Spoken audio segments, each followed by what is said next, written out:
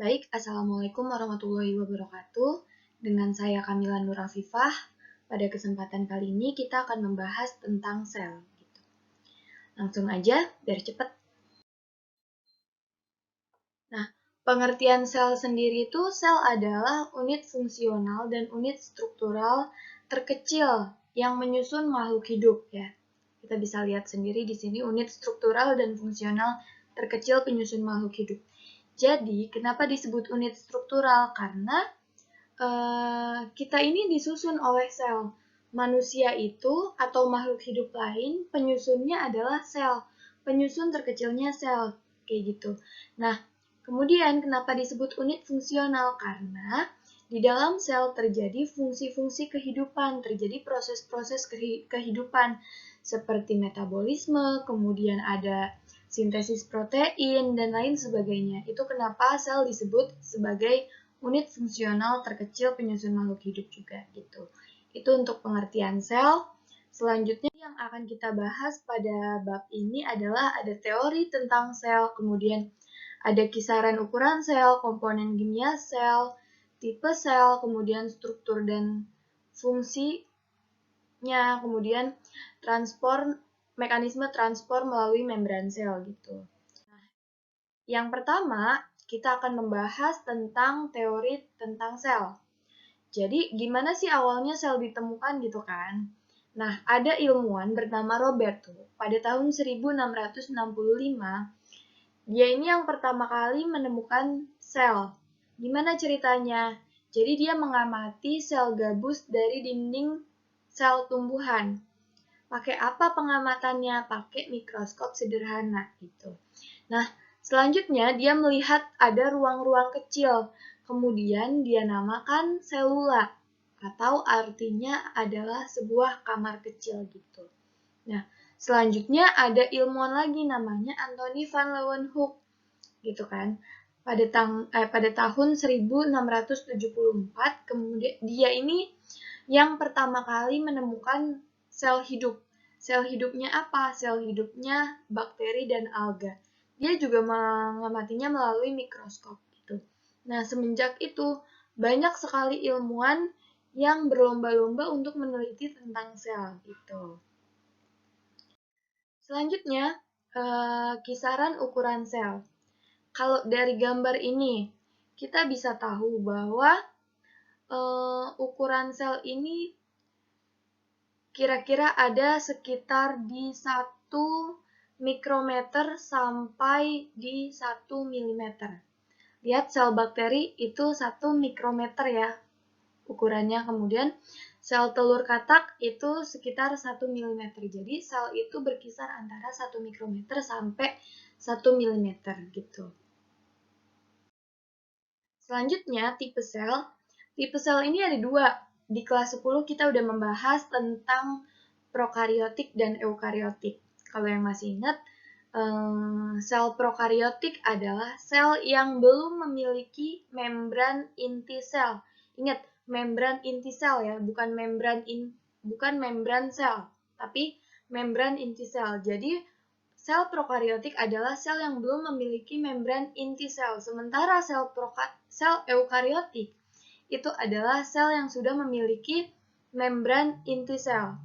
Nah, sel prokariotik ini contohnya siapa? Contohnya di kelas 10, jadi silahkan buka buku kelas 10-nya lagi, ayo. Nah, kemudian sel eukariotik. Sel eukariotik ini nanti ada 2, sel hewan dan sel tumbuhan gitu. Jadi tadi, merupakan sel yang tidak memiliki membran inti sel ya, sel prokariotik. Nah, kemudian kalau inti selnya tidak diselubungi oleh membran inti sel, bagaimana isi dari inti sel tersebut? Nah, inti sel itu kan ada materi genetik ya. Kalau materi genetik yang ada pada sel prokariotik, materi genetik yang terdapat di sel prokariotik itu terdapat di suatu tempat yang dinamakan nukleoid ya. Tapi kalau materi genetik pada sel eukariotik itu terdapat di inti sel. Kenapa? Karena inti selnya itu jelas ada penyelubungnya, yaitu membran inti sel gitu. Itu untuk sedikit perbedaan tentang sel prokariotik dan sel eukariotik. Selanjutnya yang kita bahas adalah struktur kimiawi sel atau komponen kimia penyusun sel. Ada apa aja sih? Kita lihat di gambar ini. Ada yang ke atas itu ada lipid, kemudian samping kanan protein, ada di bawahnya asam nukleat, ada di samping kirinya karbohidrat. Yang pertama kita bahas karbohidrat. Oke, karbohidrat fungsinya apa sih di dalam sel? Kita makan karbohidrat. Karbohidrat ya fungsinya adalah untuk sumber energi utama. Iya benar. Kayak gitu, di sel juga karbohidrat ini berfungsi sebagai sumber energi utama. Nanti karbohidratnya diubah jadi energi atau ATP. Itu nanti dipelajari di kelas 12 tentang metabolisme. Kemudian lipid. Lipid itu fungsinya apa sih? Nah, lipid itu adalah fungsinya untuk sumber energi cadangan. Kalau misalnya karbohidratnya nggak ada, baru pakai lipid. Selain itu adalah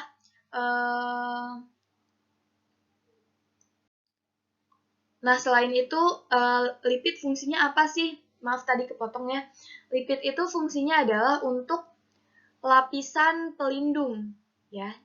Itu adalah fungsi lipid.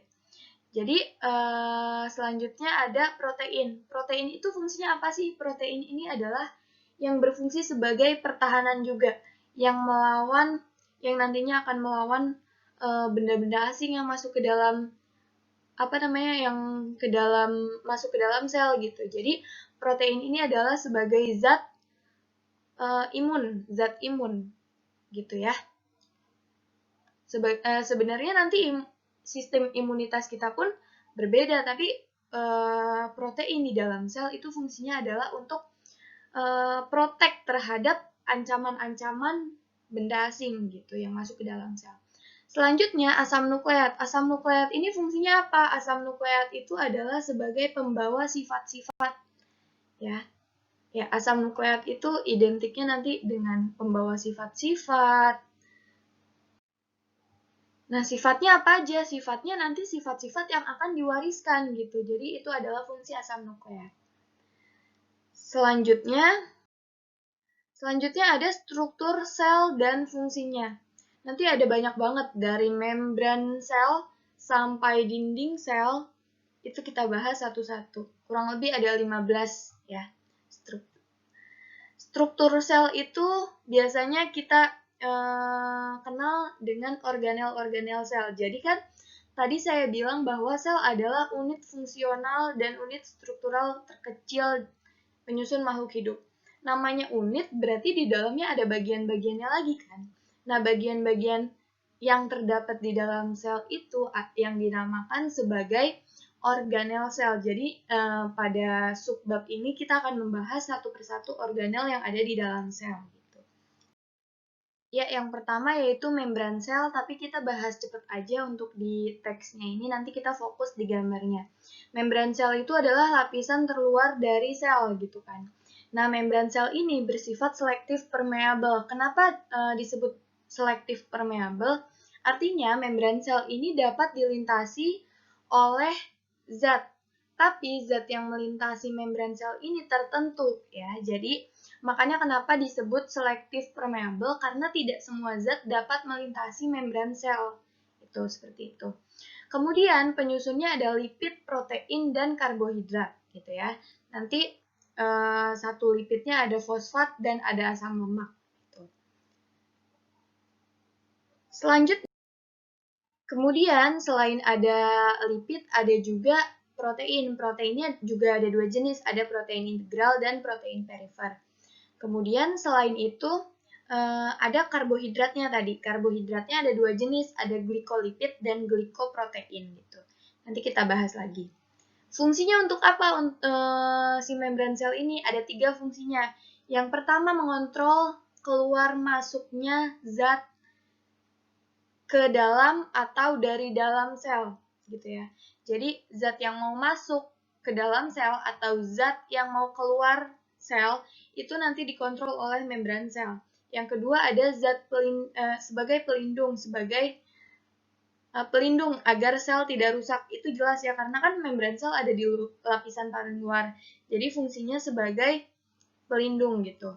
Yang terakhir adalah sebagai reseptor. Namanya juga di luar, berarti dia selain sebagai pelindung, dia juga sebagai reseptor atau penerima rangsang dari luar sel gitu.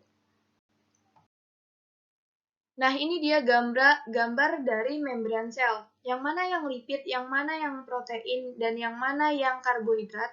Mari kita bahas satu persatu. Oke, ini adalah bagian yang ini nih. Ada dua lapis. Ada yang ini dan ada yang ini. Ya kan? Nah, ini yang dinamakan sebagai fosfolipid. Kenapa namanya fosfolipid? Karena dia itu tersusun atas fosfat dan lipid. Yang mana yang fosfat, yang mana yang lipid? Yang fosfat itu adalah yang bulat, sementara yang lipid adalah ekornya. Jadi kepalanya itu yang bulat adalah fosfat, sementara yang ekornya itu namanya lipid gitu. Dia tersusun atas dua lapis ya, membran sel ini. Fosfolipidnya dua lapis. Nah, dari dua lapisan itu ada lapisan hidrofobik dan ada lapisan hidrofilik. Hidrofobik, fobik, fobia, berarti dia takut air. Yang mana yang takut air? Yang mana yang takut air? Yang lapisan lipid. Yang mana yang lipid tadi? Yang lapisan ekornya. Jadi lapisan yang lapisan hidrofobik adalah lapisan yang ini, yang saya tandain warna biru ini.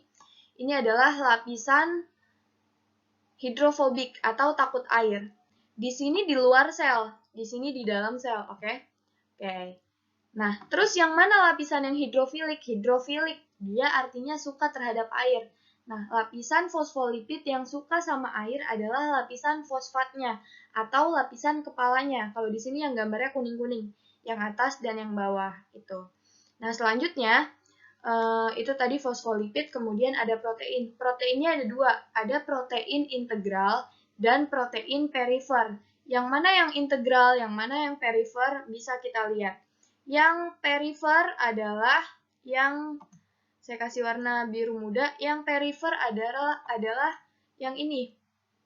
Perifer protein, ingat aja, perifer berarti permukaan gitu kan.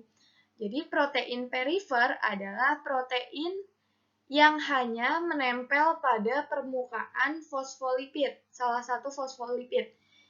Nah, sementara protein integral, ini protein integral adalah yang ini. Ya. Protein integral adalah yang ini. Dia adalah protein yang nembus pada dua sisi membran sel. Jadi dia menghubungkan antara luar sel dengan dalam sel gitu ya. Semoga bisa dipahami. Itu untuk protein. Nah, terus yang mana yang karbohidrat? Oke, karbohidrat saya kasih warna hitam. Karbohidrat adalah yang ini dan yang ini. Yang ini juga. Tadi karbohidratnya ada dua jenis, ada glikolipid dan glikoprotein. Oke. Apa bedanya glikolipid dan glikoprotein? Oke. Ini glikoprotein ya yang ini. Nih, yang warna ungu itu adalah glikoprotein. Ya, glikoprotein ini adalah glukosa atau karbohidrat yang menempel pada protein. Makanya dia dikasih nama sebagai glikoprotein. Ini kan dia nempelnya di protein perifer ya, protein permukaan, maka dia dinamakan glikoprotein. Sementara yang warna hijau ini, glikolipid atau yang ini nih, ini glikolipid, itu kenapa dia namanya glikolipid? Karena glukosa ini atau karbohidrat ini menempel pada lipid atau lemak atau fosfolipid. Maaf ya, kan ini yang kuning ini kan yang lapisan kuning itu lapisan fosfolipid. Nah, Kenapa yang karbohidrat ini dinamakan glikolipid? Karena glukosa ini menempel pada fosfolipid, makanya dia dikasih nama sebagai glikolipid gitu. Itu untuk membran sel. Selanjutnya ada nukleus. Nah, nukleus ini adalah inti sel. Inti sel, namanya inti berarti dia adalah otaknya sel. Dia yang ngatur kerjanya sel gitu. Kita bahas fungsinya, tuh, ada mengontrol sintesis protein, mengendalikan proses metabolisme sel, menyimpan informasi genetik berupa DNA, dan tempat penggandaan atau replikasi DNA. Jadi, pusatnya sel, yang ngatur sel, itu semuanya ada di inti sel, gitu ya. Ini gambarnya, ada lapisan, ada nuclear pores, atau pori-pori nukleus, pori-porinya si inti sel, kemudian ada envelope atau pelindung inti sel, atau bisa juga membran inti sel. Kemudian ini yang keriting-keriting ini ada kromatin, ya. Terus ini ada yang bulat di tengah, yang warnanya ungu tua, itu adalah nukleolus. Nukleolus. Kalau inti sel itu nukleus, kalau nukleus itu adalah anak inti sel, gitu ya. Itu untuk nukleus. Selanjutnya ada sitoplasma. Kalau sitoplasma ini adalah, gampang deh, cairan yang terdapat di dalam inti sel. Fungsinya apa? Fungsinya sebagai tempat terdapatnya organel-organel sel, ya gitu. Jadi organel-organel sel itu terdapatnya di cairan-cairan yang terdapat di dalam sel gitu. Terus ini juga fungsi lainnya sebagai terjadinya metabolisme sel untuk menyimpan molekul organik kayak karbohidrat, protein, dan lain-lain gitu. Selanjutnya ada ribosom. Ribosom ini adalah butiran-butiran kecil yang menempel di retikulum endoplasma. Nanti ada gambarnya. Nah, ribosom ini ukurannya sekitar 20-22 mikrometer. Nanometer, maaf. NM itu nanometer ya. Jadi ribosom itu butiran-butiran kecil gitu. Nanti ada dua jenis ribosom ini. Ada ribosom bebas dan ribosom terikat. Kalau yang bebas, sesuai namanya ya, berarti ribosom ini bebas. Bebasnya gimana? Dia bebas terdapatnya ada di sitosol atau di sitoplasma. Dia kemana-mana bisa. Nah, kalau ribosom yang terikat, itu ribosom yang menempel pada retikulum endoplasma. Nanti kita lihat gambarnya. Fungsinya untuk apa? Fungsinya sebagai sintesis protein. Sintesis protein itu apa sih? Dari tadi kita bilang sintesis. Sintesis itu pembuatan. Berarti sintesis protein itu pembuatan protein. Simpelnya gitu. Itu simpelnya ya. Tapi nanti materi sintesis protein ini dibahas di kelas 12 gitu. Nah, selanjutnya adalah, ini gambar dari ribosom dan retikulum endoplasma. Mana ribosomnya? Ini kita lihat yang titik-titik warna kuning. Itu kan ada titik-titikan warna kuning. Nih di sini nih, saya kasih warna merah. Di sini itu kan banyak titik-titik warna kuning. Nah, itu adalah butiran-butiran ribosom, gitu ya. Oke.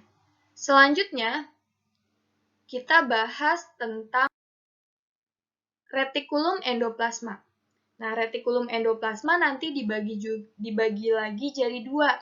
Ada retikulum endoplasma kasar, ada retikulum endoplasma halus gitu. Bedanya apa? Sebelumnya kita bahas retikulum endoplasma dulu. Retikulum endoplasma itu apa sih? Retikulum endoplasma itu organel yang bentuknya seperti labirin. Tadi silahkan mundurin, lihat gambar retikulum endoplasma, itu adalah bentuknya labirin. Dia menempel pada dia menempel pada inti sel. Jadi si inti sel kan bentuknya bulat, kemudian di samping-sampingnya dia ditempeli oleh retikulum endoplasma gitu. Nah, retikulum endoplasma tadi ada dua, ada retikulum endoplasma halus dan retikulum endoplasma kasar. Bedanya kita singkat RE ya. RE halus sama RE kasar itu apa? RE halus itu adalah RE yang tidak bergranula. Granula apa sih? RE yang tidak ditempeli oleh ribosom itu adalah retikulum endoplasma halus. Sementara retikulum endoplasma kasar atau RE kasar adalah retikulum endoplasma yang ditempeli oleh ribosom. Ya. Kenapa disebut kasar? Karena ada butiran-butiran ribosom. Oke, silakan dilihat lagi di sebelumnya. Yang tadi saya bilang ada gambar retikulum endoplasma sama ribosom gitu. Jadi itu bedanya RE halus dan RE kasar. Fungsinya juga beda. Kalau RE halus itu berperan sebagai metabolisme karbohidrat dan menetralisir racun. Tapi kalau RE kasar itu fungsinya adalah tempat sintesis protein, kemudian sebagai sintesis protein sekretori ya, lebih tepatnya gitu. Itu untuk retikulum endoplasma. Selanjutnya yang terakhir, ini terakhir untuk video ini, ada badan Golgi. Badan Golgi ini adalah JNE-nya atau JNT-nya, aduh saya sebut merek, maaf ya. Ini adalah gudangnya atau pusat pengirimannya atau kurirnya yang ada di dalam sel. Jadi yang nyortir, yang milih, terus yang ngirim itu adalah badan Golgi. Ya. Ngirim apaan sih? Nyortir apaan sih? Ya nyortir zat-zat yang akan dikeluarkan atau dimasukkan ke dalam sel gitu. Jadi badan Golgi itu tugasnya sebagai pengiriman itu ya intinya. Bentuknya kayak apa? Bentuknya dia bentuknya seperti ini nih. Mirip retikulum endoplasma juga, tapi kalau retikulum endoplasma itu letaknya ini retikulum endoplasma yang warna kuning ya. Retikulum endoplasma itu lebih dekat ke nukleus atau ke inti sel. Dan kalau RE itu biasanya ada butiran-butiran ribosomnya itu ya. Itu yang RE kasar gitu. Nah, badan Golgi juga bentuknya mirip kayak gitu, labirin-labirin. Nanti dari labirin-labirin ini dia membuat vesikel. Ya, vesikel. Vesikelnya saya kasih warna biru. Ini nih vesikel. Dia yang tugasnya mengirim zat atau mengirim sesuatu. Baik itu keluar sel atau bisa jadi dari organel sel satu ke organel sel lain. Itu ya. Baik, sekian materi pembelajaran hari ini. Terima kasih, semoga dapat dimengerti. Mohon maaf karena ini saya pertama kali membuat video, jadi silahkan kalau misalnya nggak paham, boleh didiskusikan, kita diskusikan, boleh lewat komen, boleh juga lewat WhatsApp. Terima kasih, wassalamualaikum warahmatullahi wabarakatuh.